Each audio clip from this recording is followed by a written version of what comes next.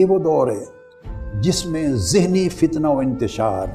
فکری فتنہ و انتشار، عمل میں فتنہ، فسق اور فجور اور انتشار، اخلاق میں فتنہ، فسق، فجور، انتشار، طہارت گئی، اس کی جگہ غلاظت نے لے لی ہے، منافقت ہے، منافرت ہے، حقارت ہے، غیبت ہے، چغلی ہے، بے ایمانی ہے، بددیانتی ہے، خیانت ہے، ظلم ہے، جبر ہے، انصاف نہیں ہے، انسان کے اندر انسانیت مر گئی ہے۔ ایسے ماحول میں جس میں کفر کی پرورش ہو رہی ہے، کفر کی پرورش، شاید عالم کفر کی زمینیں جہاں کلمہ نہیں،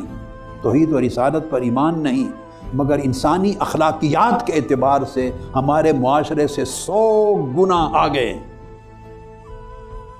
ان کے پاس حلال و حرام نہیں ہے، چونکہ ایمان نہیں، حلال و حرام نہیں ہے۔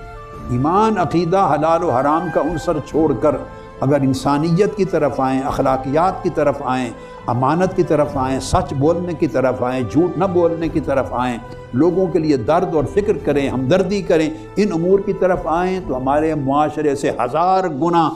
کفر کی سوسائٹی آگے جا چکی ہے۔ سر پکڑ کے سوچنا ہوگا ہمارے ساتھ کیا ہو گیا، ہم کیوں ایسے ہو گئے۔ یہ قدریں تو ساری انسانیت کو تاجدار کائنات نے عطا کی تھی۔